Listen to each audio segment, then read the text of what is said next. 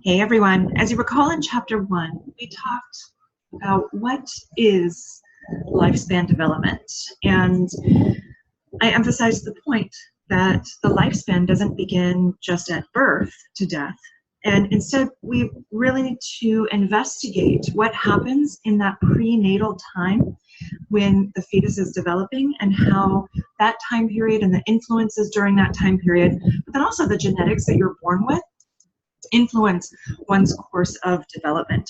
So in this chapter, we'll be talking about those biological and environmental foundations in the prenatal environment, what influences development, and how that leads to different pathways in life. So let's go ahead and jump right in. We're going to cover a little bit of biology first, and I'm not going to go too deep into this because I'm sure that most of you have covered this in a high school biology class, but just in case it's been a while, real quickly, let's talk about what genes are. So genes are located in every cell of your body. It's like the blueprint for what your body does and how it develops. So for example, you could have the genes that make your eyes blue or genes that make your eyes brown. But also we'll be talking about how genetics, the genes inside all of your cells, can also influence your characteristics related to your personality even. And interestingly, there is even research giving some evidence that your political views could even be a little bit influenced by genes, whether you lean left or lean right. Pretty fascinating. So here I've got a diagram on the right-hand side showing a cell, and then inside each cell's nucleus is the copy of our set of chromosomes. And if you unwind the chromosomes, you'll see that long strand of DNA. There are 23 matching pairs of chromosomes. These hold those genes that the pattern that determines your traits and how you will develop. Just so you know, it's the same copy of DNA in every single one of your cells. Now, of course, only some of that DNA is turned on or turned off in each of the cells, and we'll come back to this as it relates to psychology and more personality traits. But you can think of it this way, that each cell has the capacity to become a tooth cell or a muscle cell and whatnot, and depending on which set of genes is expressed, that will change the way that that cell develops. So that gene expression is also important. So that DNA, when you unwind it, that's when you get that double helix structure of genes, and we look at the codes and the different types of codes, and that affects these traits that we'll be talking about. So cell reproduction is important when we're talking about development, especially as it applies to sexual development. So you may have heard of mitosis before. Mitosis is that process by which DNA replicates and then forms new cells. So your cells are constantly replicating. Think about how you have old dead dry skin and it sloughs off and there is new skin underneath. Well, that is your skin cells engaging in mitosis that separate the replication and then separation in order to create new cells. So in mitosis, this is what happens with most of the cells in your body. When it simply replicates itself, it creates a brand new copy by duplicating those chromosomes and then pulling apart. And that's what that top graphic shows up on the right-hand side, those replicating chromosomes and then separating into new sets of chromosomes. Now, with sex cells, so sperm and ovum, they engage in what's called meiosis. It's similar, but a little bit different to mitosis. And your book will go into this in a little bit more in depth. But what you should know is that with sex cells, say that we are ending up with a sperm.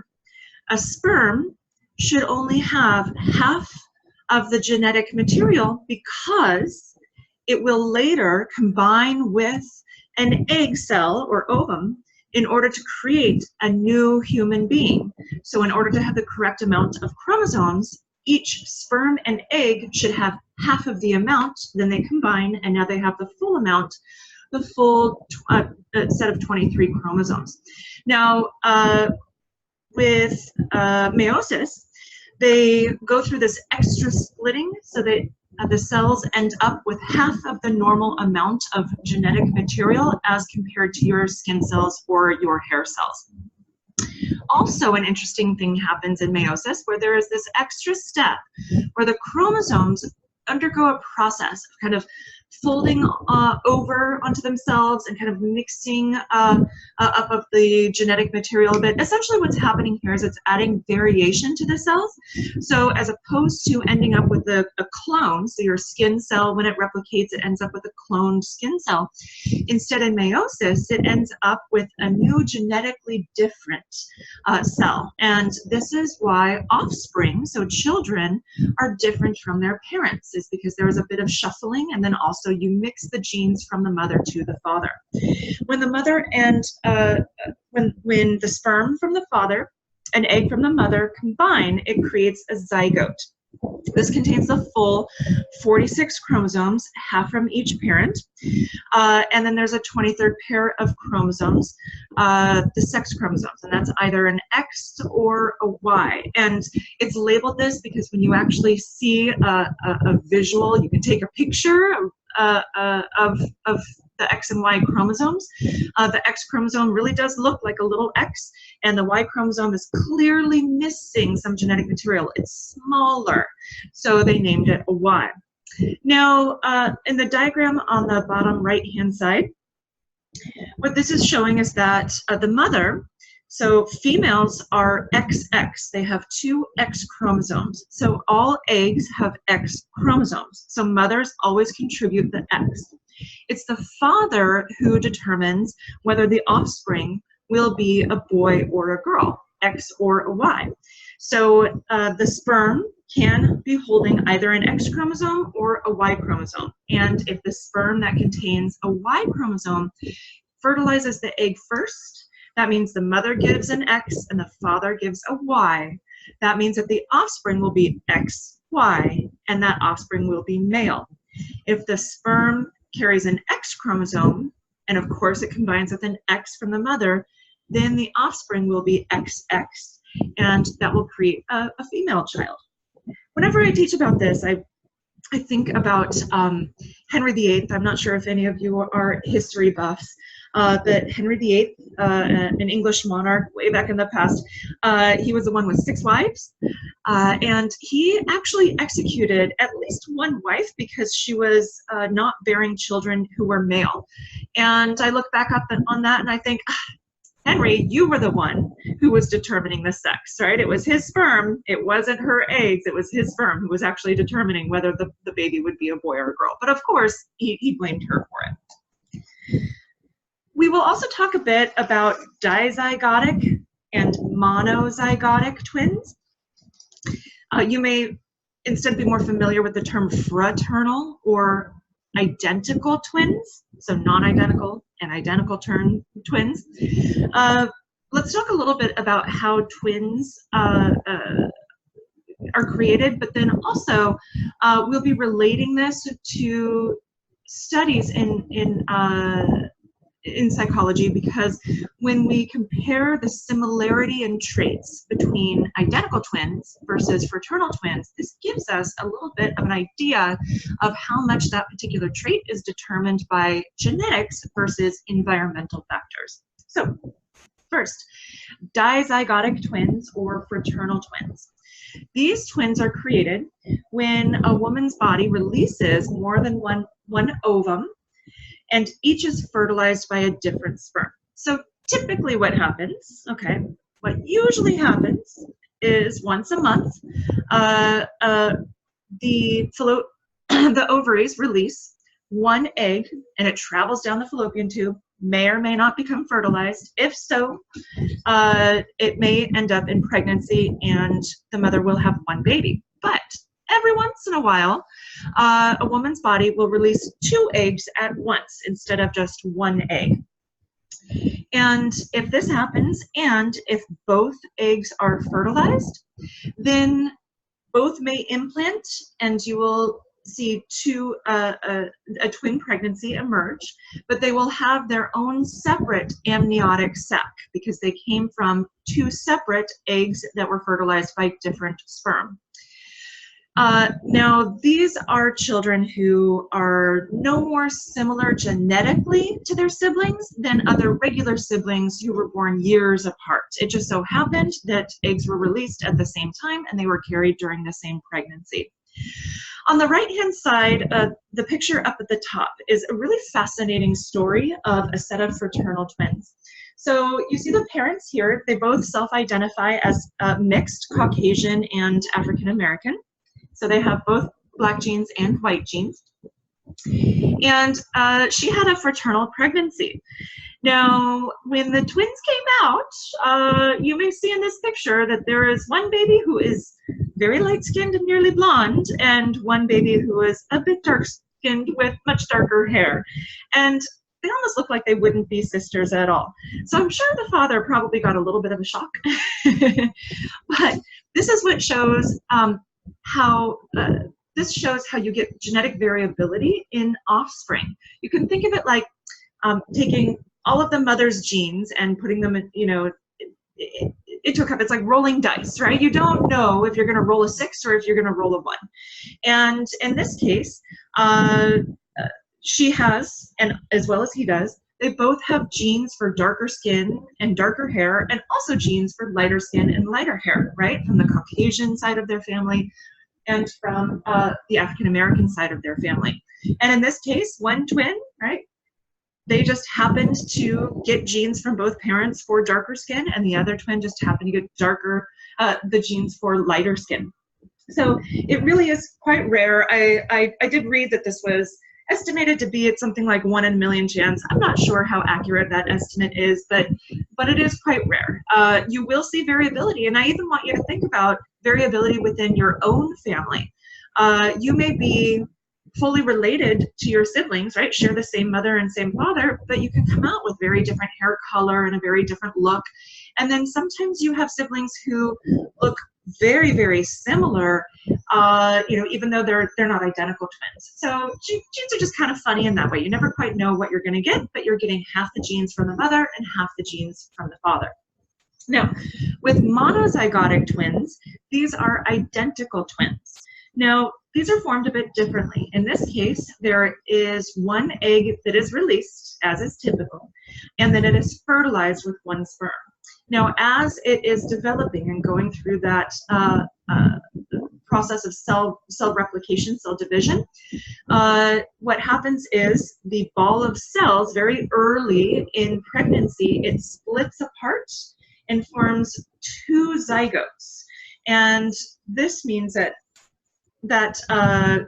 because it came from an original 1 zygote, so mono, think one zygote, then split apart into 2, this means that they have the same genetic material. So you see at the bottom right-hand side a picture of identical twins who were first originally the same 1 ball of cells in very early pregnancy and then split apart and formed 2 zygotes.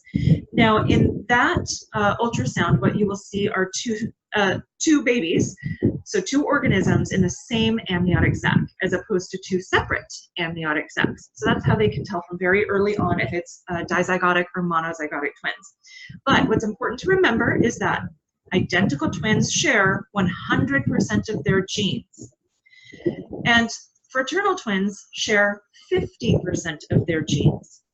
So when we're talking about heritability and the influence of your genes on behaviors and traits, we compare monozygotic and dizygotic. If identical twins are more similar to each other than fraternal twins are similar to each other, then we would say that that particular trait is more is more genetically determined. So we can get an estimate of the strength of genetics in that case. So for example, we see that if one identical twin has blue eyes, then the other identical twin, you betcha, is gonna have blue eyes. So that happens almost 100% of the time, and it gives us that information that eye color is nearly 100% genetic. There really isn't much environmental that can change eye color before a child is born. Whereas other behaviors, like showing an anxious tendency or a fear of novelty. You may have an identical twin who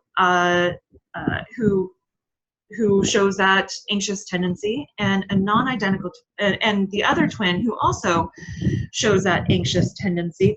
And we look at what's called a concordance rate. To what extent are they similar to each other versus fraternal twins, are they dissimilar? If we see anxiety in one, how often do we see anxiety in the other? It's something a little bit confusing, but we'll come back to it. Just something to keep in mind. Identical twins share 100%, fraternal twins 50%. Let's talk a little bit about patterns of genetic inheritance. So you may have heard of this back in your high school biology class again, this idea of dominant versus recessive inheritance, that some genes are dominant over others, and some will be expressed only when there are two copies of that recessive gene. So you get a gene from your mother and a gene from your father, and the genes determine your characteristics. So in the diagram on the right-hand side, what you see is a brown-haired father and a brown-haired mother. So they have the dominant gene for brown hair, but in this case, you see that big N, that's demonstrating that they have the gene for brown hair. But in this case, they have that lowercase r, meaning that they also carry a recessive gene for red hair. Now, because they have a dominant gene for brown hair, they don't have red hair. Brown wins out.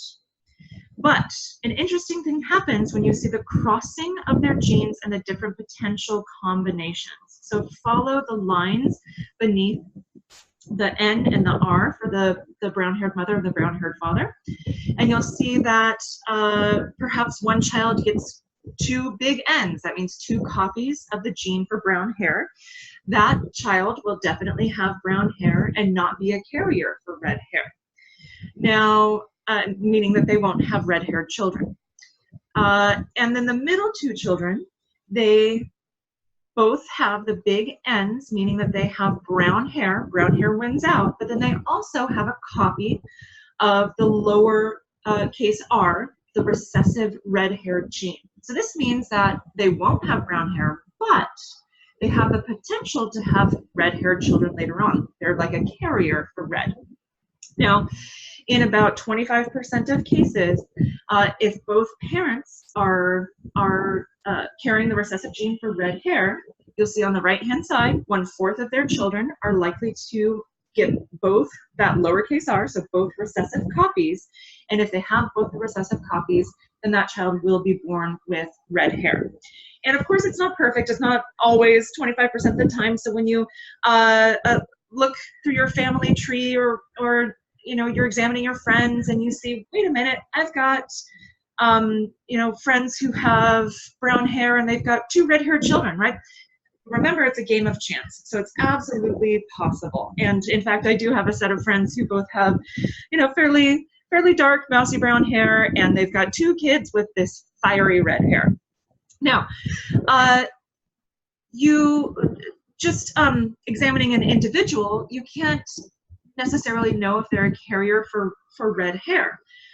You can figure it out depending on the characteristics of their mother and father, but sometimes that red-haired recessive gene can be carried along for quite some time without being actually paired with another person with the recessive red-haired gene. And so red can be in the family but not be expressed for generations. And that's how sometimes you can get that random redhead. But in some cases, you know if you're a carrier of a red-haired gene. For example, my father has fiery red hair, so I know that he had the two R's, right, the two recessive red-haired genes. So even though I'm blonde myself, I know that in my genes, it's like I'm a carrier for red hair, right? So if it were to be paired with another recessive, then I would have a red-haired child, the potential for it. Now, some genes are dominant and others are recessive. I included a picture down here at the bottom left of Jennifer Garner and her baby, who both show dimples, and genes for dimples are actually dominant. So if a parent has dimples, then it is likely for their child to also have dimples. And I'm sure heard that list before of different traits, like whether your earlobe is attached or whether it is free hanging and it has like a little notch where it connects to your head, right? So that again is another trait. The attached one is a recessive trait. There are quite a few of those. I encourage you to Google it if you're interested to see what particular traits are dominant and which are recessive. A few other patterns of genetic inheritance. There can be what's called incomplete dominance. So both genes influence a characteristic. So whereas before we had brown hair with a red hair recessive gene, and in that case, the child only had brown hair. With this, it's incomplete dominance. So in this case, the recessive gene still has some influence on the development of the child. So an example of this is the sickle cell trait. So sickle cell anemia is a genetic disorder. It's caused by a recessive trait that causes red blood cells to become crescent or sickle shape, and it can't distribute oxygen as effectively. Now, carriers of the sickle cell trait, they don't have full-blown diagnosed sickle cell disorder, and they may function normally, but perhaps show some symptoms of reduced oxygen because that allele, so the allele is the variation in genes, whether they have the gene for sickle cell or not, because the allele for the normal red blood cells can't mask that recessive trait entirely. So there is some influence on the functioning of those blood cells, but not nearly to the extent of actually sickle cell disorder.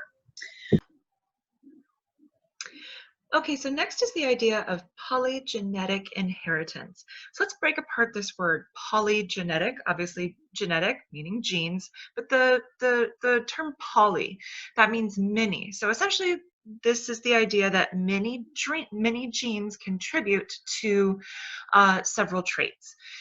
For example, here, intelligence. It's not just one gene or one variation in a gene that leads to different levels of intelligence.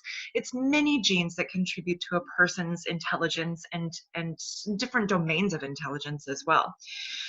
Similar to this, if you might relate more to a physical trait, skin color and hair color have a polygenetic inheritance pattern. So people have many genes that contribute to different shades of color. And that's why, when we examine skin colors, it's not just, black and white. Instead, we see a whole spectrum of shades and different undertones, right? Some people have more olive skin and some people have more reddish tone to their skin. So all of those different factors are merely visual demonstrations of the many genes that contribute to that particular trait or expression of skin color. And then last, genomic imprinting. This is quite interesting. So this happens when the expression of a gene is determined by whether the gene comes from the mother or from the father. So one example of this, Prader-Willi syndrome and Angelman syndrome, they're both caused by an abnormality in the 15th chromosome. But if the chromosome is from the father, then it will become Prader-Willi syndrome. And if it comes from the mother, it will form Angelman syndrome. So they have separate symptoms, are a bit different, and the symptoms are different depending on whether the gene, again, is from the mother or from the father. Variations in genes can also cause genetic disorders, which obviously have an effect on a person's development. It can affect them physically and psychologically for their entire lives. So let's talk about a few of these various genetic disorders, the different types. So first, we've got dominant recessive disorders. So for these disorders, if they're considered a dominant disorder, it means that if a person has one copy of the gene from either the mother or the father, then they will express the symptoms of the disorder. Whereas a recessive disorder means that it's required that there are two copies of the gene, one from the mother and one from the father, and it needs two of those recessive genes in order to be expressed. So Huntington's disease is an example of a dominant disorder. This is a fatal disease in which the central nervous system deteriorates over time. And PKU, this is a recessive disease. This is a disorder that prevents the body from producing an enzyme that breaks down the amino acid phenylalanine from proteins. Next, we've got X-linked disorders. These are disorders that are carried on the X chromosomes, and because of this, males are more likely to be affected. They only have one X chromosome, and so any genetic marks on that X chromosome are displayed. So if they inherit the disorder on the X chromosome from the mother, then they will show the symptoms of the disorder because there isn't material from a second X chromosome to compensate or to dominate over it. Whereas with females, they have two X's. So if they have a gene linked to a disorder on one X, the other X may have the dominant type of that gene, and therefore the disorder won't be expressed, and instead they may be carriers. So examples of this, Fragile X syndrome. This is a dominant recessive disorder carried on the X chromosome, and color blindness, which some of you may be a bit familiar with. This is carried on the X chromosome, and mostly males experience variations in color blindness. Chromosomal abnormalities, these emerge due to errors in cell reproduction, in meiosis, or mitosis. So one example of this is Down syndrome. This occurs when a third chromosome appears along the 21st pair of chromosomes, so they have an extra copy. And then last, mutations. Mutations are sudden changes or abnormalities in the structure of the genes. They can happen just spontaneously. So a person can just have a genetic mutation that hasn't appeared or hasn't been present in the family, but also some mutations can be transmitted from one generation to the next. So these abnormalities could be induced by environmental toxins such as radiation or even agricultural chemicals in the food. If couples have a history of genetic disorders in their family, then they may be interested in seeking out genetic counseling. They would go see a genetic counselor who asks them questions about that family history. They may do a little bit of investigation to determine if there is a greater risk than average of particular genetic defects or chromosomal abnormalities. They could also do some genetic screening blood tests in order to determine if they are carriers for genetic disorders, which can only be done by testing if they aren't actually expressing it. With carriers, they can have the genes again, but they're not actually displaying symptoms of the disorder. Testing can also be done prenatally. So even after the baby is conceived, they can collect genetic material and do some screening in order to see if the child has a genetic disorder, for example, Down syndrome. And if a genetic disorder is identified, prenatal treatment is possible. So in order to reduce the effects of genetic abnormalities, they may administer hormones or drugs, or they could possibly even conduct fetal surgery to repair defects in organs such as the heart, the lungs, the urinary tract, and other areas. And that's what the picture on the right shows, is a fetus who is still in the womb, and they are conducting fetal surgery on that fetus. Really quite fascinating.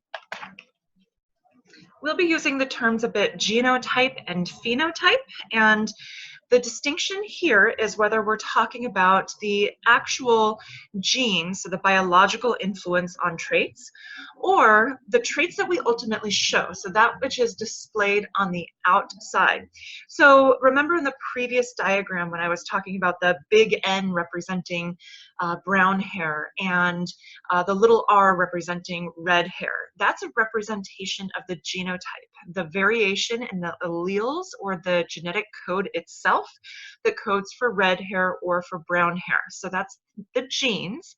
The phenotype is what is actually expressed. So what you see on the outside, and do know that there is an influence of experience, but of course for some traits more than others.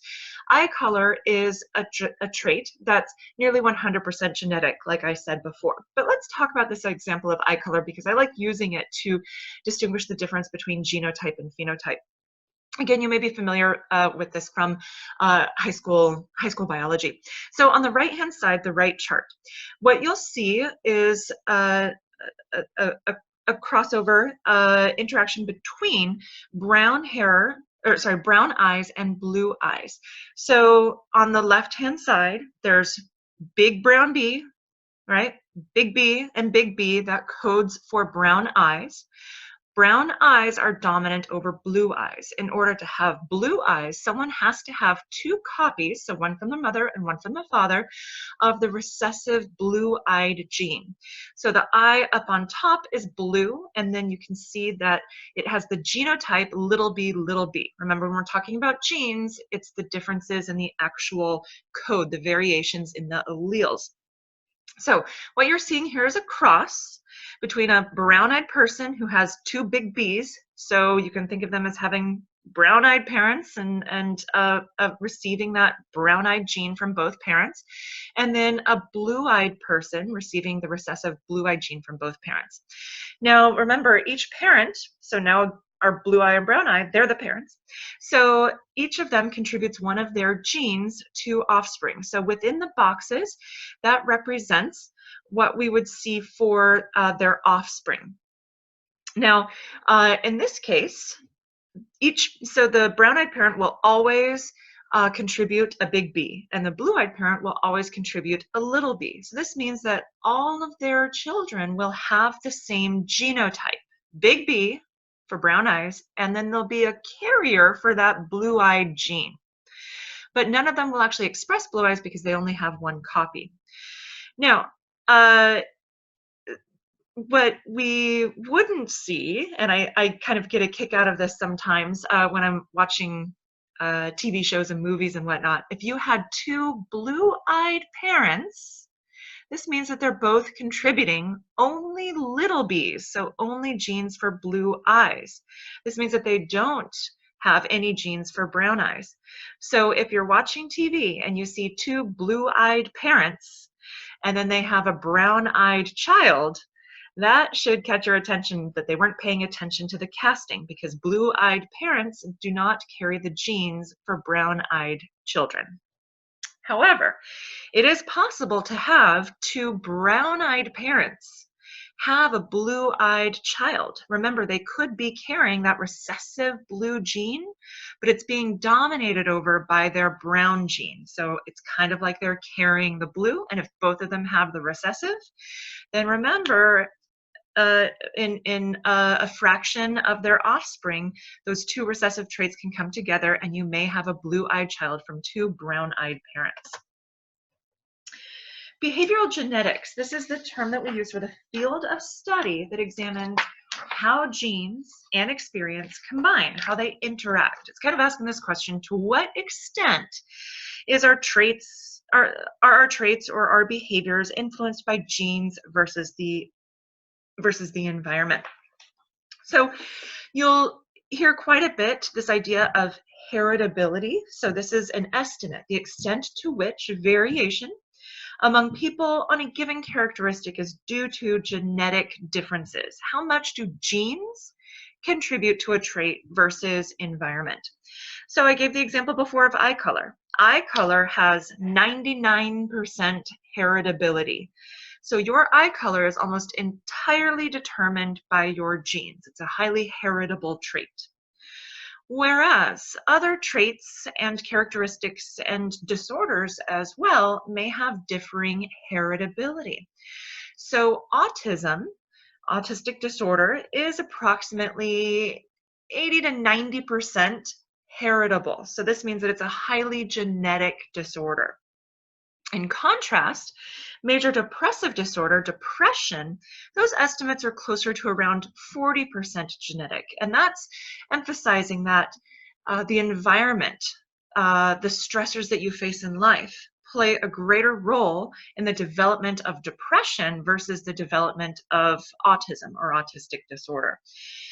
So that gives us a kind of a way to compare which traits and characteristics are more genetically influenced versus environmentally influenced. And the way that we've identified these heritability estimates, or kind of this idea of how heritable traits are, has been influenced by family studies, comparing twins and how similar they are, but then also examining people who live together and share varying degrees of relatedness.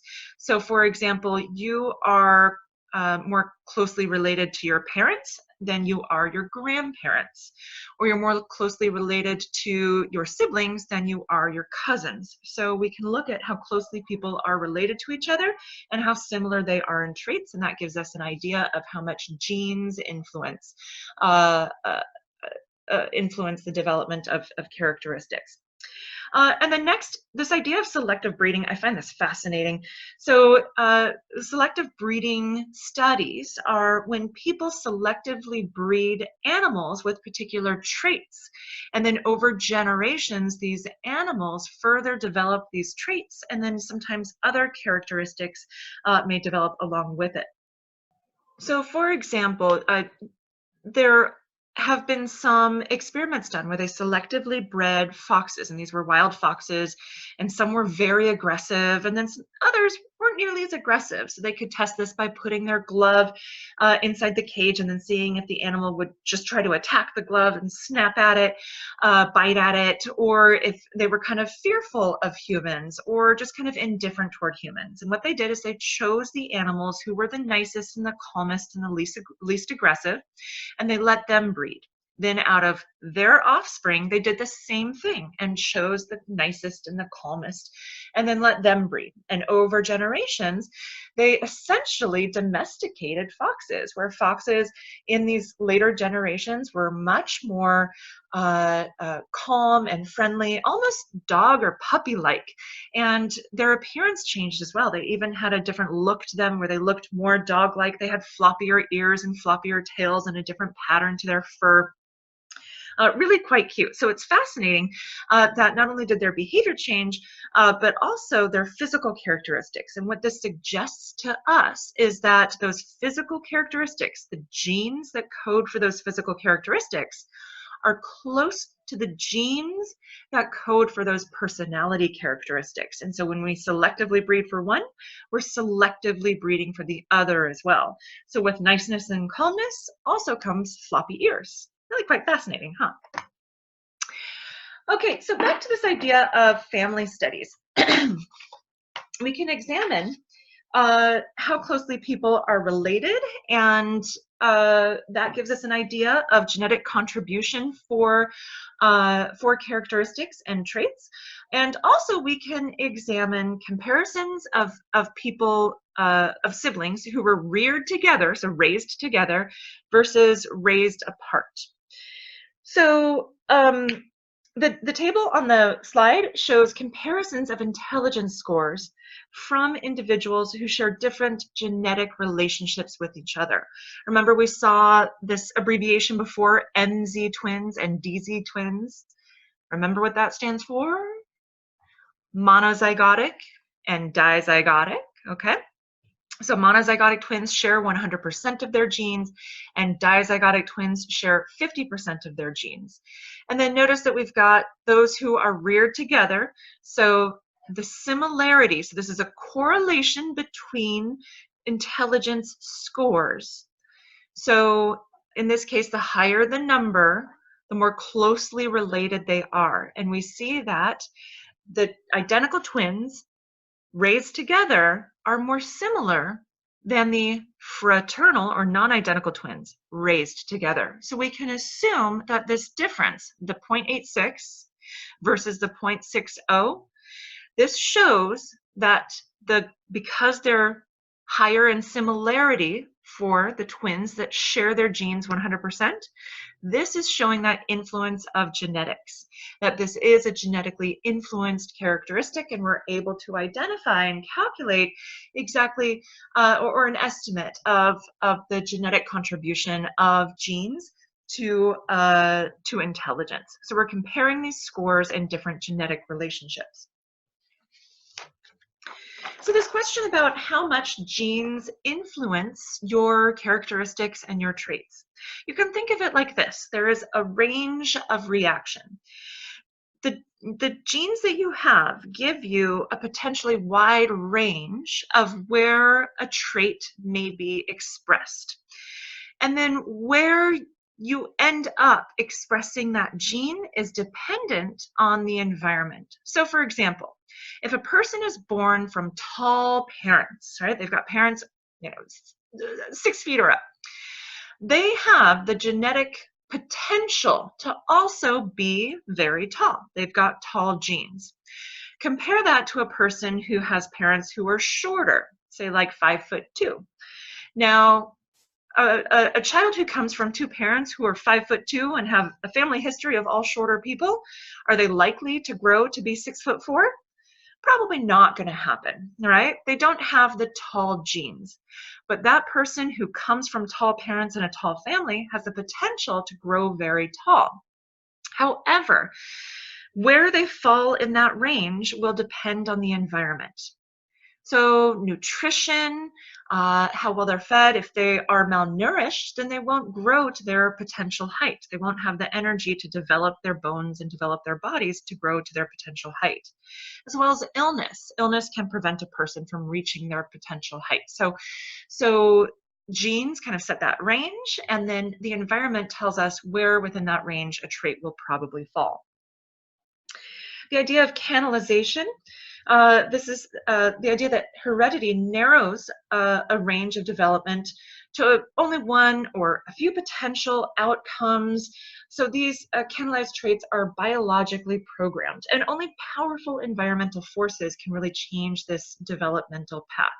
So for example, nearly all infants walk around 12 months, and really it would take a seriously impoverished environment in order to prevent that from happening. So it's a highly genetically determined, pre-programmed type of pathway.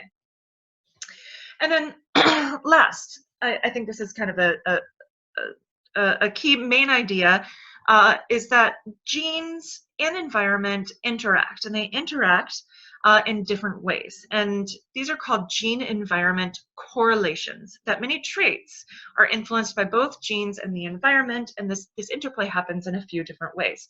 So there are 3 types of this. The first one is the passive gene-environment correlation. This is the idea that parents with certain genetic tendencies or certain genes, they give children both their genes for that trait and also a home that reflects these genetic tendencies. So parents who are musicians give their children genes that kind of give them natural musical abilities and then also fill the house with musical instruments. Or parents who are alcoholic. They may give the genes for alcoholism to their children, giving them a higher risk for developing alcoholism themselves, but then also they set up an environment that may encourage alcoholism, such as showing that when you're stressed or when you're having a bad day, what is your way to solve that? You go ahead and have a drink. So they model that behavior as well. So they're seeing it in their environment, but then also the children are getting it in their genes, that propensity for addiction. Let's see, the next one, the reactive, could also be called evocative gene-environment correlation, is when a child's genetic traits evoke a particular social environment. So I want you to think about how children have different temperaments, even from birth. There are some children who are a little bit shy, a little bit timid, not comfortable with strangers, and then other kids who are very smiley and happy and easygoing, and they don't mind being held by different people. Now, you can think of that as them having different genetic tendencies. It's really present from birth, but those genes and the way that they're expressed then evoke different environments. So the child with the outgoing, comfortable, happy type of disposition is going to encourage people to stop and talk with them and interact with them more, and then they will further develop those social skills and enjoyment of social interaction, as opposed to the child who is very easily upset. Strangers may shy away from that child, and so they're evoking a different social environment, one that is more non-social. So genes and the genes are triggering a certain environment, and both kind of pushing children down different paths. And then last, an active or niche picking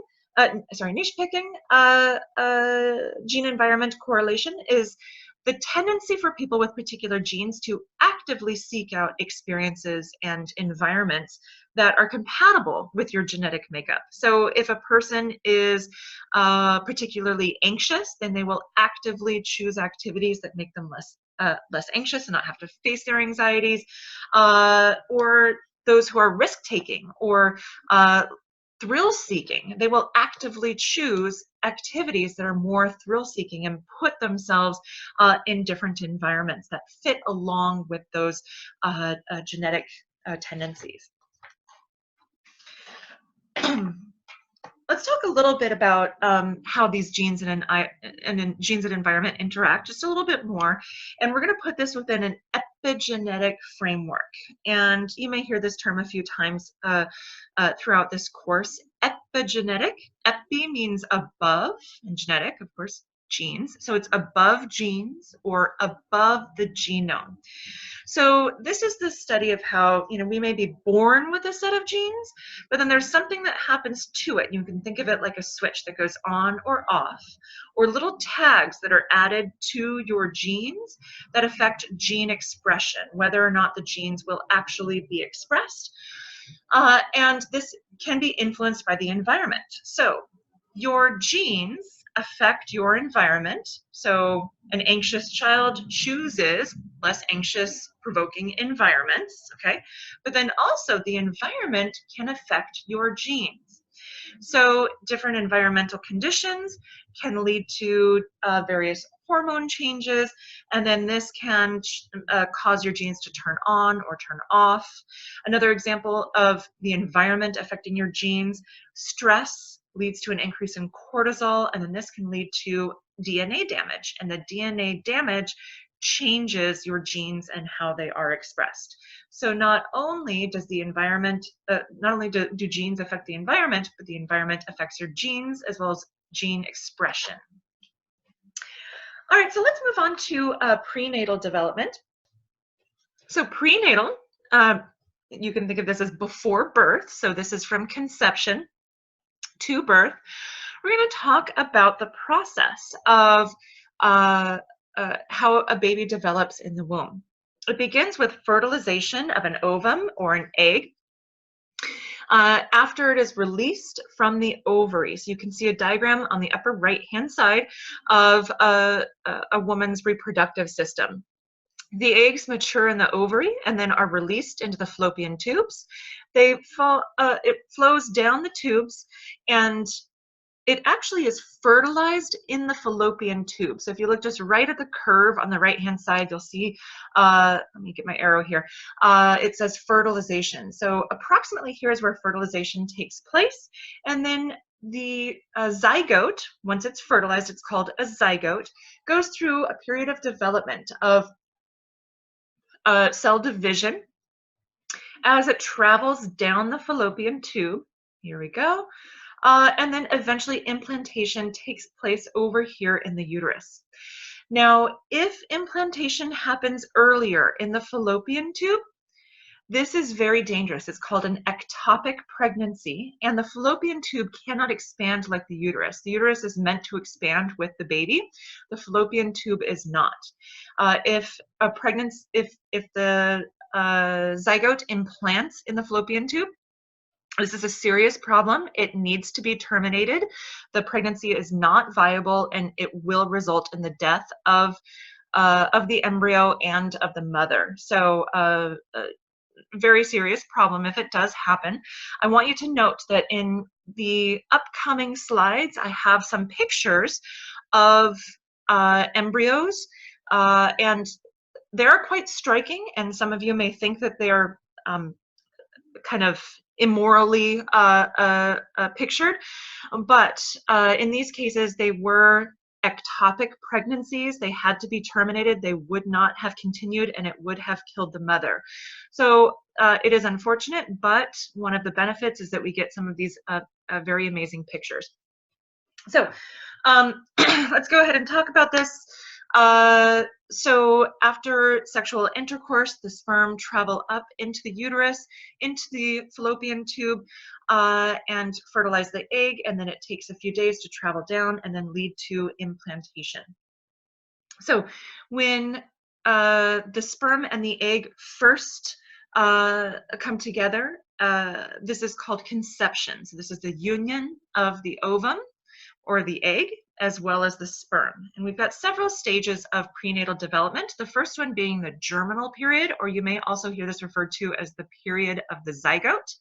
Again, this begins with fertilization and it ends after 2 weeks. And at about that 2-week period, it implants into the side of the uterus. So this is a completely free-floating time where it's merely fertilized and it's dividing as it travels down the fallopian tube. Also, during this time, you'll see some cell differentiation where the cells begin to specialize. In the pictures below, you see an egg and sperm that have combined and have formed 2 cells, and then in the second picture, 4 cells, and then in the third picture, 8 cells. So each of the cells are going through that mitosis and replicating, and so you get this exceptional growth over time. Again, with cell differentiation, they start to become specialized, right? Nerve cells versus other types of cells. At approximately 5 days after fertilization, so this is still during the germinal period, we've got the free-floating zygote. It may be called a blastocyst. It forms a spherical shape, so the cells turn into a sphere. Think of it like a basketball with air inside. But in this case, it's fluid-filled sphere, and the cells form a protective circle around an inner cluster of cells. And from this, the embryo will develop. So the inner cells is the embryo, and the outer layer will form the placenta. The placenta is a temporary organ. It only forms during pregnancy, and it helps support the baby with exchanging of materials between the mother and the baby. And after the birth of the baby, the placenta will be expelled. So this organ is only there temporarily in order to support the baby. All right, so we've got the blastocyst, this hollow ball of cells, and the period of the zygote or the germinal period will end with implantation when it burrows into the side. And that's what you see in that bottom picture there. These are where you see some of these striking pictures. I searched quite a bit to find what I thought was a good representation of development at different weeks. You may see some slight variations from other sources, so don't get too hung up on these pictures looking exactly as they should be at exactly those weeks. But this will show you the changes that happen in these early weeks. So now we're in the period of the embryo. So this is implantation, so 2 weeks after conception. So it begins with implantation and then ends at 8 weeks after conception. So 2 to 8 weeks. This is a period of cell migration, differentiation, and death. So cells become specialized and they go to the areas where they need to be. I mean, if you look on the left-hand side, you've got an implanted blastocyst. It's just looks like a ball of cells, right?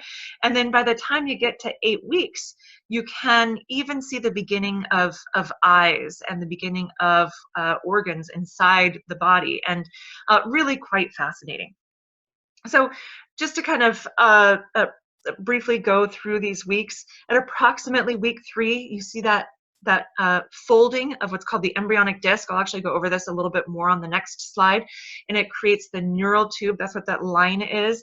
This would be like down the back, okay, of the forming baby. Here at 4 weeks, not quite looking human yet, but you do see the formation of a bit of a head shape, and then you've got a little bit of a spine shape. By 5 weeks, looks a little bit lizardish, right? Quite a tail forming there, and then you see some leg buds and some arm buds, and perhaps just the beginning of other shapes indicating the eye and the head. By 6 weeks, here we see we've got arm arms and the fingers, but the fingers are webbed at this time. They haven't quite separated.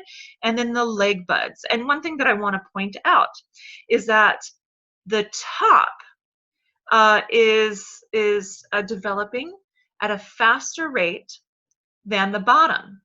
So this is called a cephalocaudal pattern of development. And we'll actually come back to this because we still see this pattern emerge in infancy, where development happens head first and then works its way down. So the eyes and the hands are much more developed than the feet and the toes. See that I don't even think it's quite making out individual toes quite yet. By 7 weeks, we see a bit more refinement, and here by 8 weeks, roughly, you can see that it looks a little bit more like a little human being.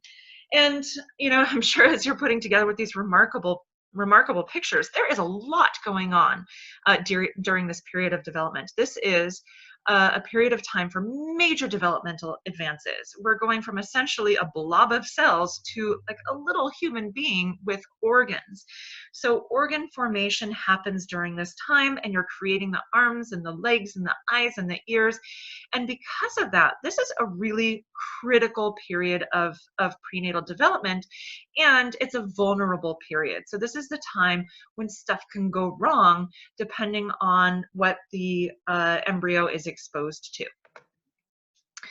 So again, you know, quite a lot is going on during this time of development, but still the embryo is really quite small at 6 weeks, even though, you know, we can see the beginning of fingers and eyes here. Really the embryo is only about the size of a grain of rice at this point, so very, very tiny. And then by 8 weeks, the embryo is approximately 1.5 inches long. So really quite small, lots of detail going on during these early times. I want to just talk a little bit more about this embryonic period, in particular, the folding of the embryonic disc. So again, imagine back to the hollow ball of cells. Think of it like a soccer ball, okay? So it's hollow, it's got air on the inside, and then think about when a soccer ball goes flat, right? And you squeeze all of the air out of it, you can almost get it into like a taco shape, right? It starts to kind of fold in on itself. That's what's happening here as well. The hollow ball of cells flattens out and becomes an embryonic disc, and that's called gastrulation. And then it folds up in a very particular way in order to create the different layers of the body. So the upper layer of the embryonic disc is called the ectoderm, and it will become the brain and the spinal cord, sensory organs, skin, nails, hair, teeth. The mesoderm is the middle layer. It becomes the circulatory system, excretory systems, internal organs, muscles, and the skeleton. And the endoderm, this is the lower layer, and it becomes the respiratory and digestive systems, the liver, the lungs, and the pancreas. So it folds in on itself and then creates that neural tube right there, okay? So that neural tube is where that brain and the spinal cord will be. And you'll see that it closes here first and then also needs to close at the end. If a mother does not get enough folic acid during pregnancy, then she may, her fetus may show improper closing of either ends of that spinal column. If it's on the lower end, on the back end, it doesn't fully close the bottom of the spinal cord, then that would result in spina bifida. And if it doesn't close at the top end, so at the head, then this could result in anencephaly. And in very severe cases, some babies do not develop brains. The top of the head doesn't fully close or fully develop. Many of those pregnancies are not viable and will not continue to term. For other pregnancies, they may continue, but then the baby will not survive very long after birth. Okay, so now we're at week 9. All right, week 9 to birth. This is the fetal period. And just remember back to that picture of the 8-week-old embryo.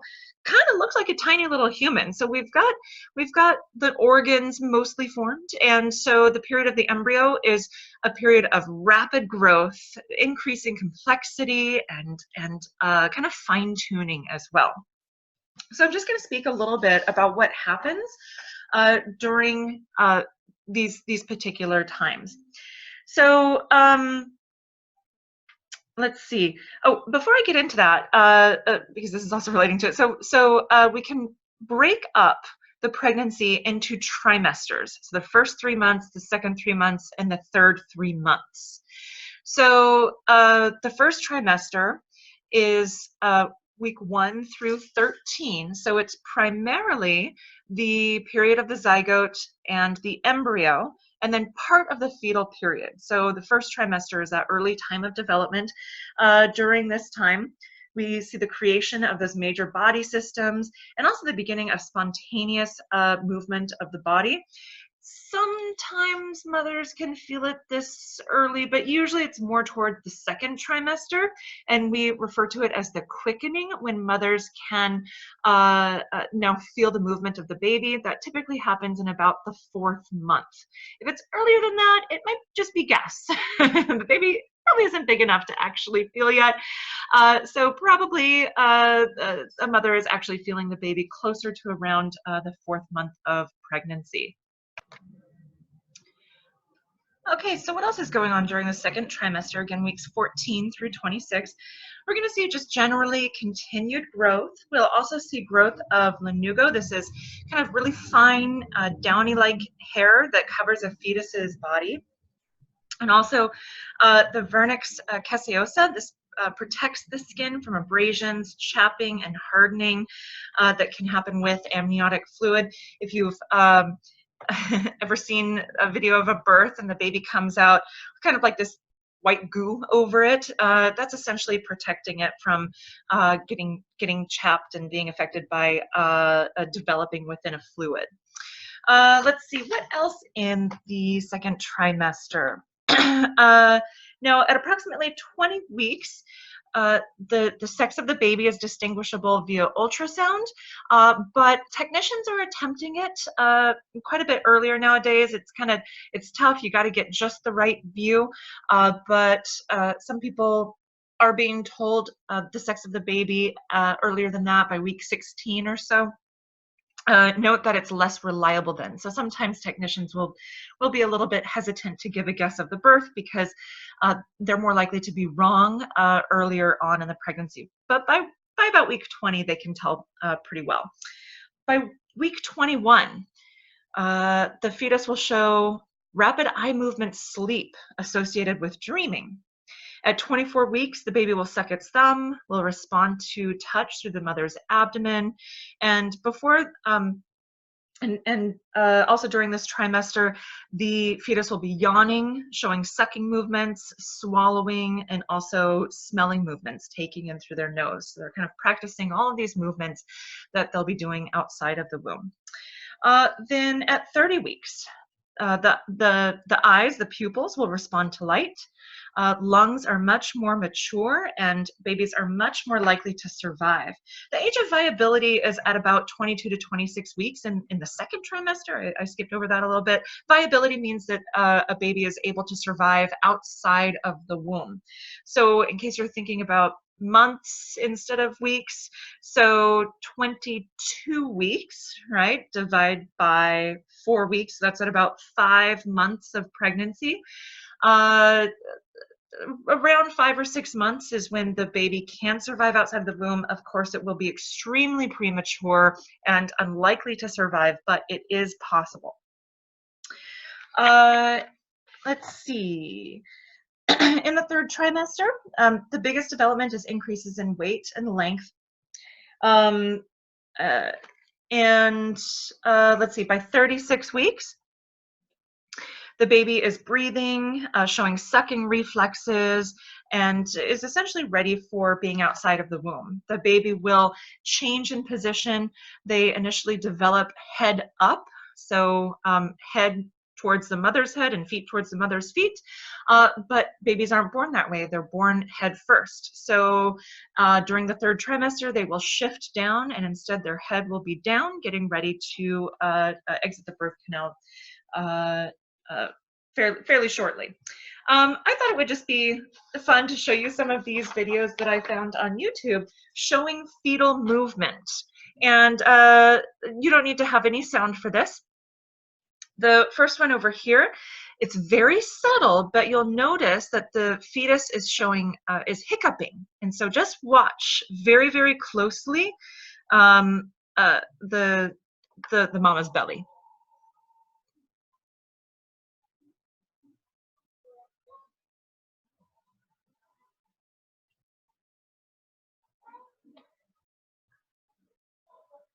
There it is. You see?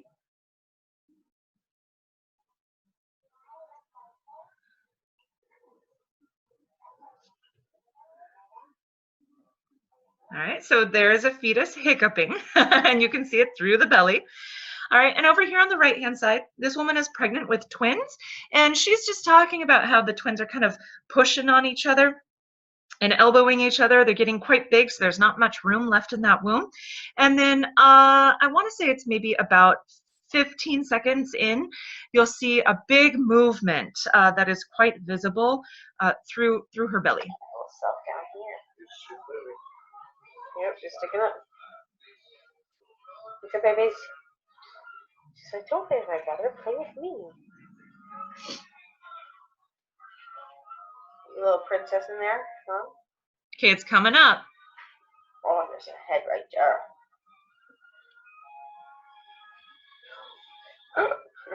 See that? I think somebody. Oh my gosh. That was weird. Her brother kicked her in the head and she just totally moved it. Did you see that big arm? I'll show you one more time. Oh, there's a head right there.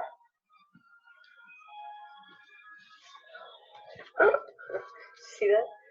I think somebody. Oh my gosh. That was weird. Her brother kicked her in the head and she just totally moved it. Great video, huh? All right, so those babies are about to be born. Let's talk about about childbirth. There are 3 stages of childbirth. The first stage is a period of dilation. The cervix dilates and thins out, so it creates an opening that gets to 10 centimeters, about large enough to fit a baby, through the pelvis and then down into the vaginal canal. So this happens over a period of time. The uterus contracts, so the contractions are often what a mother first experiences, and you may have seen in movies and TV, if you haven't gone through childbirth yourself, of mothers and fathers who write down the times of each of the contractions, and when they get closer and closer together, that means that they're closer to actual birth and can probably head to the hospital, because it can be quite a long process. So they begin about 20 minutes apart, and then they come closer together until they're about 2 minutes apart, the contractions.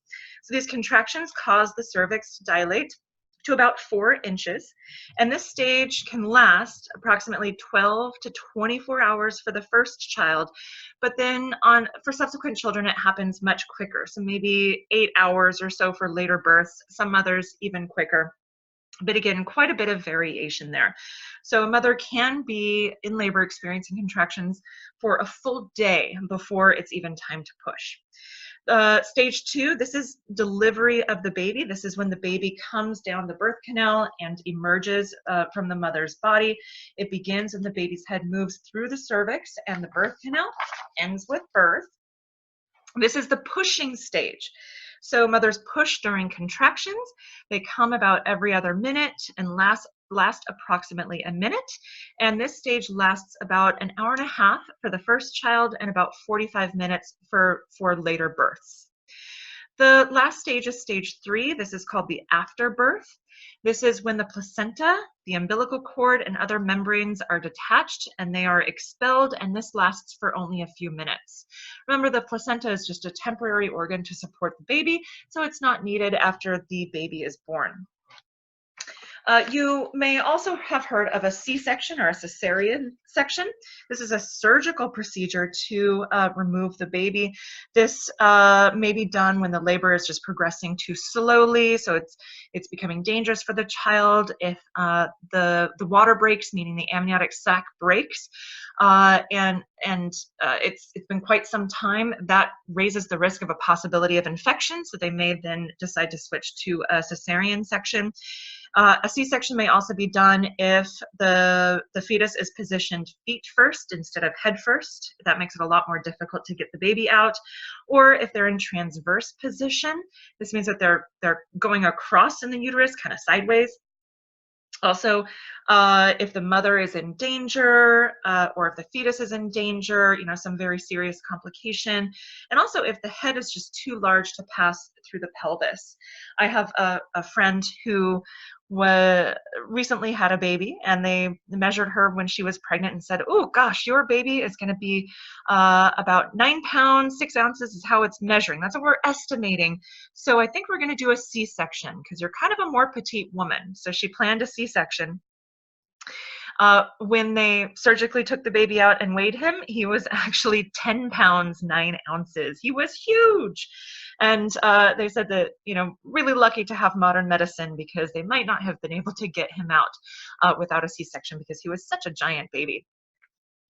So after the baby is born, we will conduct a test called the APGAR scale. This is a quick and easy overall assessment of the baby's immediate health after the baby is born. And we're going to look at these key indicators, how the kind of color that the child has, what the child's pulse is, if they have a reflex to an irritable stimulus. You kind of might like poke at their heel and see if they show some type of a pain response to it or don't like it.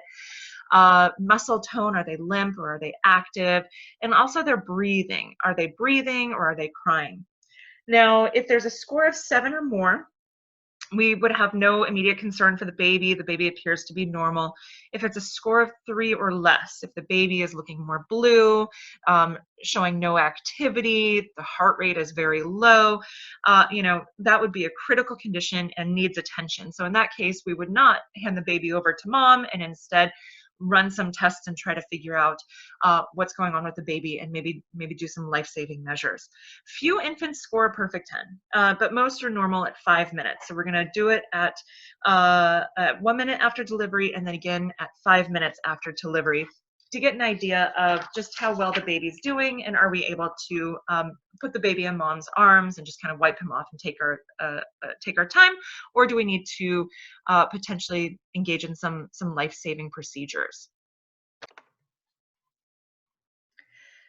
Infants who are born too early or who are born light, low birth weight for their age are at particular risk for problems.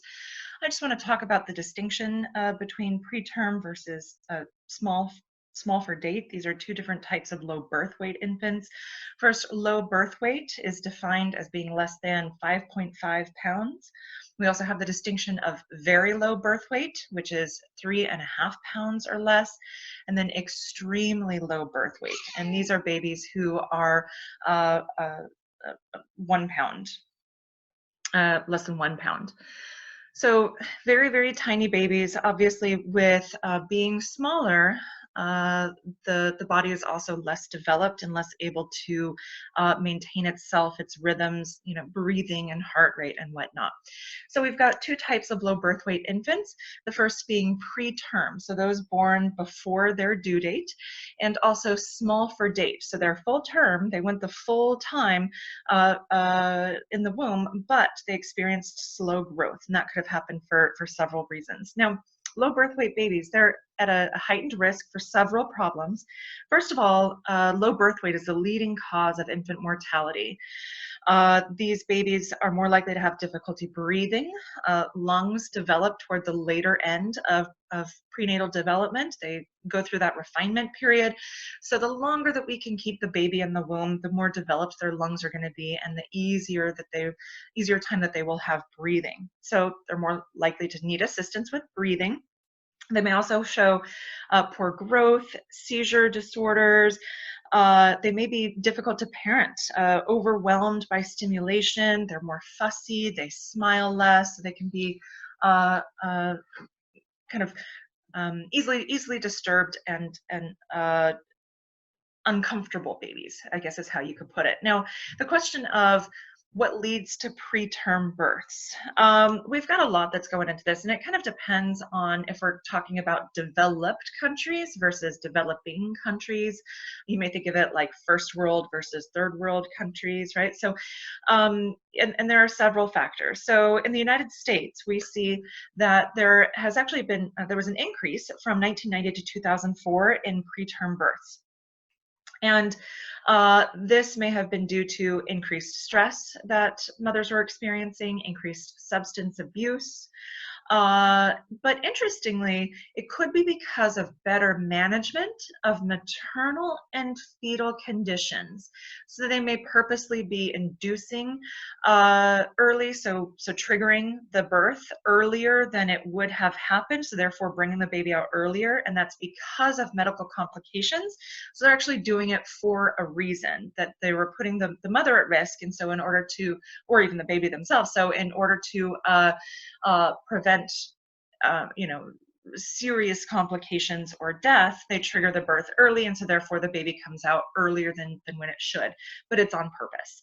Also, there are more births to women 35 years and older. Older women are more likely to have complications and are more likely to experience problems during pregnancy, and this can lead to more preterm births. And that's often a choice. Mothers are choosing to have babies later, and also our healthcare is a bit better where we're able to maintain those pregnancies better. And also, interestingly, more multiple births. So women are nowadays more likely to seek out assistance with fertility treatments, and when undergoing fertility treatments, often kind of consequence of this is, and I don't want to go too much in detail, but one example of this is by in vitro fertilization, where the eggs are fertilized outside of the womb, and then the eggs are the embryos are implanted, and often more than one embryo is implanted because they're not likely to all survive, and this may lead to multiple births because many more survive, and sometimes they even divide and you get twins and those multiple pregnancies. So that's more likely to happen. In terms of just low birth weight in general, I talked about developing versus developed countries. In developing countries, babies are more likely to be low birth weight because of poor health and nutrition, diseases like diarrhea, malaria, and also teen mothers who haven't fully developed. That leads to more low birth weight incidence in babies. And then for developed countries, like the United States, we see the leading factors being cigarette smoking, multiple births, like I was just talking about, having twins and triplets, poor nutrition, and also teen mothers who haven't developed. Again, that's a leading cause even in developed countries. So talking about what factors lead to the healthy or at-risk development of the fetus. These environmental factors we call teratogens. So any agent that causes damage to prenatal development. So this could be certain drugs, it could be environmental pollutants, it could be diseases or infections, it could be nutritional deficiencies, and it could lead to some type of change in development or a defect. And I gave you a couple examples over here to the right. On the top, you see a picture of a pregnant mother handling a litter box. Some doctors would recommend that pregnant mothers don't do this because cats are sometimes likely to be carriers of the parasite toxoplasmosis, and this can lead to an infection of the fetus that will affect the development of the baby. And then also in the middle picture, you see kind of a graphic of a food chain where you've got a big fish like sharks, albacores, halibuts, pikes, and whatnot. They eat medium fish like trout and tuna, and then they eat the small fish like salmon and pollock and oyster, and then they eat the even smaller organisms like krill. So what happens is mercury goes into our environment and it's picked up by even the smaller ones of the food chain, and when the small fish eat the krill, they keep all of the mercury that had been kind of leaked out into our environment from all of the krill. And then when a tuna eats the small fish, they're keeping all of the mercury from the small fish and all of the krill that the small fish ate. And then we're considering a shark. A shark consumes the tuna, and he gets all of the mercury from all of the tuna that he ate, plus all of the smaller fish that those tuna ate, plus all of the krill. So it kind of accumulates up at the top of the food chain. And this is why you see those warnings at the grocery store that pregnant women shouldn't consume certain types of fish, is because it's higher in mercury, and that can have a negative impact on the development of the baby. And then this bottom picture, it's kind of a little bit of dark humor that I found on the internet. The caption here, so it's a picture of a pregnant woman smoking, and the caption says, Melissa, 35, worries about the effect on her unborn child from the sound of jackhammers. She's worried about the sound of jackhammers, but she's smoking. And let me tell you, the smoking will absolutely have a greater negative impact on her developing fetus as compared to the sound of jackhammers. So this is the field of teratology, the field that finds causes of birth defects and then makes recommendations to avoid those birth defects. These are the principles of teratology. So what is it that causes a certain toxin or whatever environmental factor? What makes it affect the baby? What are the different factors? And let me just put this into context. There's a picture on the right-hand side of a pregnant woman who is drinking wine straight out of a bottle. And some women may think, well, what if I have one glass of wine while I'm pregnant? Is that really going to affect the development of my baby, right? Is one glass of wine going to do it? And they may say things like, well, it's not like I'm having a glass of wine every day, or it's not a bottle of wine every day. And there is something to that. And I'm just kind of skipping down real quick to this idea of dose, that the dose, the amount of the substance that a person is exposed to, influences the effects of those teratogens. So that's absolutely right. If we just look at the factor dose, having a sip of wine or a glass of wine is going to cause less damage than having a bottle of wine every night. However, research has not definitively shown a level of alcohol consumption that's safe for all women and their developing babies. So the recommendation is to abstain from alcohol use completely.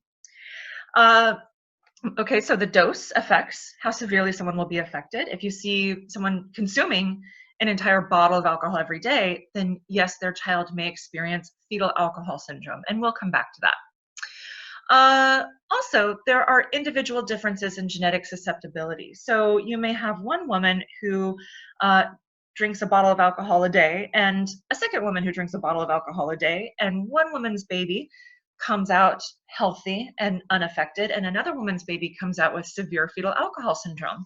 What's going on? Well, it could just be that some people have genetics that are more susceptible to the effects of these particular drugs or teratogens. So it's just a genetic variation. All right, and then the last bit here, so I'm kind of jumping back up at the top, critical periods. So this is the idea that when a drug is consumed or when a developing baby is exposed to an environmental toxin or any of these teratogens, what's happening during that critical period will determine how the baby is affected. So certain toxins are more dangerous at certain times. So I'm just going to skip forward here. This chart is also in your book, so in case I go over it too quickly, you can always go back and examine. This is the chart of critical periods in the development of the fetus and embryo. So You notice that on the left-hand side, we've got the first 2 weeks is the development of the embryo. Recall here that it's fertilization, and then it divides, and then it turns into that hollow ball of cells that eventually implants, right? So here we don't have a lot of specialization. We don't have organs yet. And so because of that, if a developing zygote is exposed to a severe teratogen, what's likely to happen is just spontaneous abortion. The baby will just it's not a baby at that point. Let me rephrase. But the zygote may just not implant into the uterus, or implantation may occur, and then the body may spontaneously abort it if the environment is not hospitable for a developing baby. So this again is weeks 1 to 2 until approximately the embryonic disc, and then we start to see this really sensitive period emerge, because from that hollow ball of cells and it folding, now we're getting specialization of the body. Now we're seeing different layers develop and turn into what begins to approximate a little baby. So just kind of following this chart, you know, week 3, week 4, you see kind of that almost lizard type look to it at week 5 with a tail, right? So just kind of relating it back to the pictures that I showed you before. So the way that you read this is, I'm going to follow down from week 5 and what's happening. And blue is a less sensitive period, and orange is a highly sensitive period. So in let's actually do week 6. So week 6, it's a less sensitive period for neural tube defects. And we're starting to get into a sensitive period for the heart. We're at a very sensitive period for the upper limb and the lower limb during week 6. And you know, you can kind of trace down there. So the orange is what's really forming at that particular time. So this means that if an embryo is exposed to a particular teratogen that affects the development of that area of the body, and it happens at the time when that area of the body is developing, then that area of the body may be affected and will not develop normally. So compare that to, for example, in week 38, right? Week 38, the limbs are already formed. So if you have a teratogen that affects the development of limbs, it's not going to have a big effect at week 38 because the limbs are already developed. So again, it's about what that particular teratogen affects and is it developing at that time. So this is why we see major anomalies and abnormalities occur from weeks 3 to weeks 8, because we have the development of the organs and the limbs. And then during the fetal period, yes, the fetus can still be affected, especially in the ears and the eyes and the teeth, kind of these more refined parts of the body, but you won't see major issues like missing limbs. So these teratogens, they show complicated effects, right? Different teratogens cause the same birth defect, and also there can be a variety of birth defects from the same teratogen. So I'm going to give you an example of thalidomide. Thalidomide is a medication that was prescribed to women only for a short period of time. It was taken for morning sickness at approximately, let's see, the years 1960 and 1961. It was given to mothers because it was an anti-nausea drug. Now, what they didn't realize is that this particular drug affected the development of the fetus, and in particular, it affected the arms and the limbs and how they developed. So if mothers were given the drug much before the limbs were being developed, then the babies weren't too affected. If they were given this drug for morning sickness after the limbs already developed, the babies weren't too affected. But if they were given the drug while the limbs were developing, then these babies would experience sometimes a complete absence of the development of arms. And that's what you see in the picture on the top right. This is a man whose mother was given thalidomide for morning sickness while he was in the womb, and it was during the period of time when arms were developing. It impeded the development of arms, and he was born with the absence of arms. So this is a sensitive period for the development of arms, and therefore was severely impeded. So prescription and non-prescription drugs are types of teratogens, antibiotics, hormones, anticoagulants. We don't have a lot of research in this area.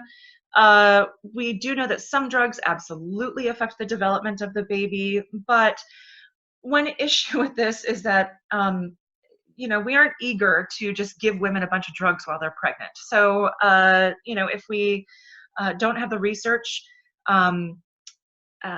showing that it's safe, then we try to abstain from giving women drugs if we can't guarantee that it won't affect the baby. Alcohol is also a type of teratogen. It leads to what's called fetal alcohol spectrum disorders. This is a continuum of effects due to exposure to alcohol.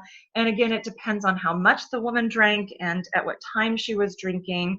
Deficits include abnormal facial characteristics, deficiencies in growth, motor deficits, language problems, and cognitive difficulties.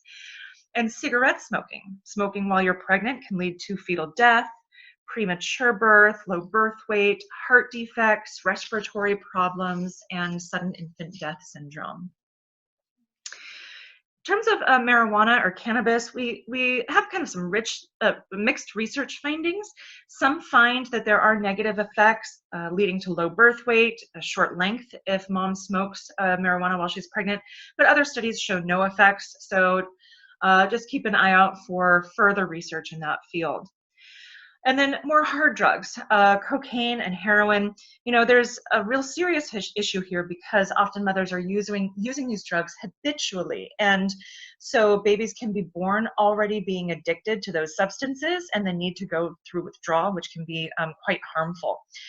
These more hard drugs are associated with lots of problems: low birth weight, shorter length, smaller head, impaired motor performance, general problems in brain development. Now, one issue with examining the harm of these hard drugs like cocaine and heroin is that often mothers who are doing hard drugs while they're pregnant are also doing various drugs. So they're not just taking cocaine, they're also doing heroin, or they might be doing both, or they're doing heroin and then also smoking. So it's tough to tease apart what effects are from the smoking versus from doing heroin. So kind of tough to tease that apart.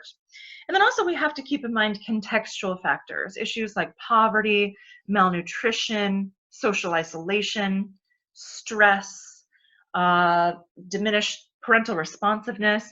That often co-occurs with substance use. So when we look at kids who are having more negative outcomes, we have to also keep in mind that it's not just that they were exposed to these teratogens prenatally, but also they're experiencing a more disadvantaged environment after birth as well. Various maternal illnesses can have a teratogenic effect. So, for example, German measles and also the Zika virus you may have heard about. I want to say it's been a couple years they've been tracking the Zika virus, a bit more present in tropical climates, and it's transmitted through mosquito bites. And the Zika virus, if a mother contracts this virus while she's pregnant, it can lead to this kind of arrested development of the brain and of the head. So we would call that small microencephaly. And you see a picture of a baby there on the right-hand side. It can lead to some pretty severe deficits. And then last on here, environmental hazards, exposure to chemicals, radiation, air pollution, heavy metals, so much. And there's so much that that we're aware of. We're are aware of links between environmental pollutants like pesticides and an increased risk of autism, right? So we are aware of some very specific links, but I also just want to highlight that there's a lot out there that we're exposed to and a lot of research to be done. So I encourage you to keep an eye on this area and how these environmental factors can affect development.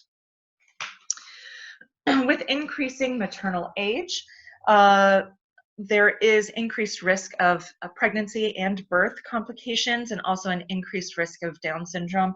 And this is, I think, a bigger area of focus for research because women are becoming pregnant at later ages. On the right-hand side, what you see is a chart of maternal age and the risk of Down syndrome. So it's relatively low risk of Down syndrome, below 30, and then you see it almost has that hyperbolic increase to it, where after age 35 we see a much greater risk of Down syndrome, and so that may need to be screened for so that parents are prepared and can make those decisions. Nutrition also plays a role in the development of the baby. Mothers need approximately 2,200 to 2,900 calories per day to sustain pregnancy.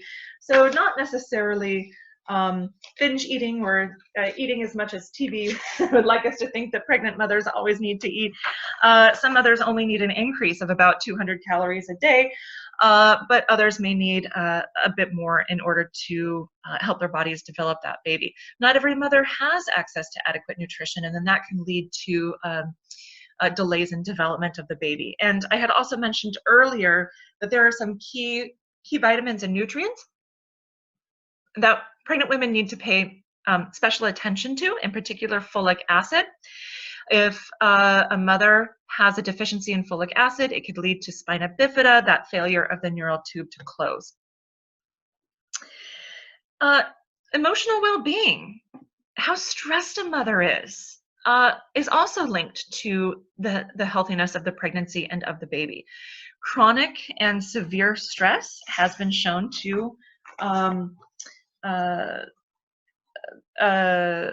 lead to kind of problems with pregnancy. It can produce long-term effects later in child. The child may have symptoms of anxiety, ADHD, aggression. So stress is problematic because it influences this prenatal environment. Stress hormones cross the placenta, and it raises the fetus's heart rate and activity level. Exposure to chronic and severe stress during pregnancy is associated with low birth weight, premature birth, and a longer stay at the hospital. So it's important for mothers to reduce their stressors and try to especially stay away from acute stressors.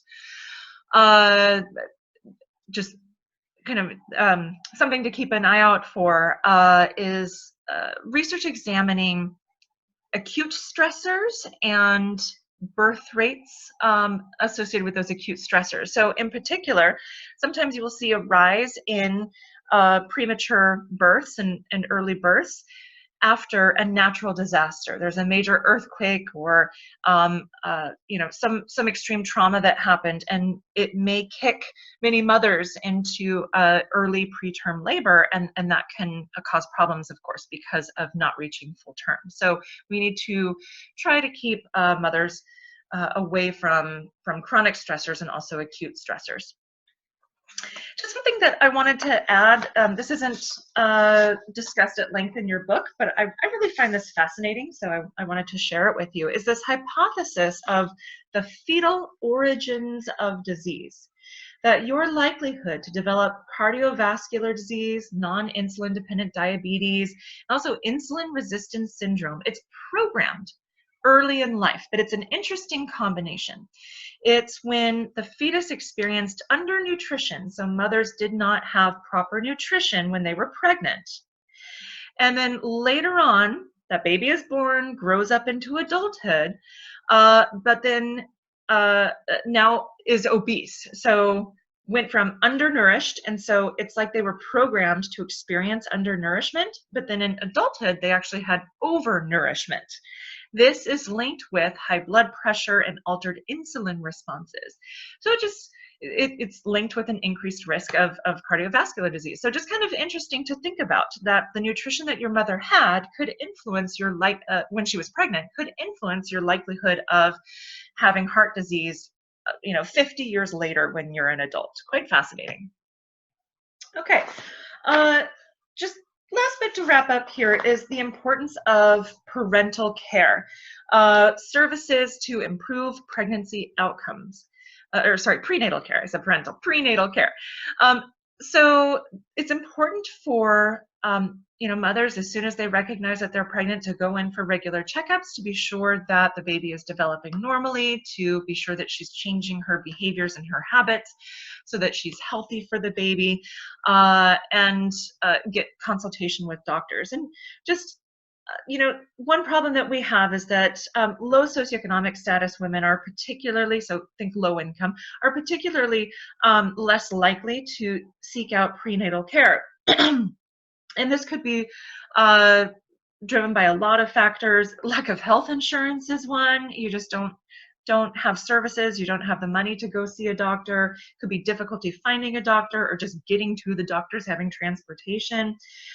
Maybe the mom already has young children. Where am I going to put my baby if I need to go into the doctor's office? And so that can be difficult to find someone to watch your kids who you already have. It could be ambivalence about pregnancy, just not really caring about the pregnancy.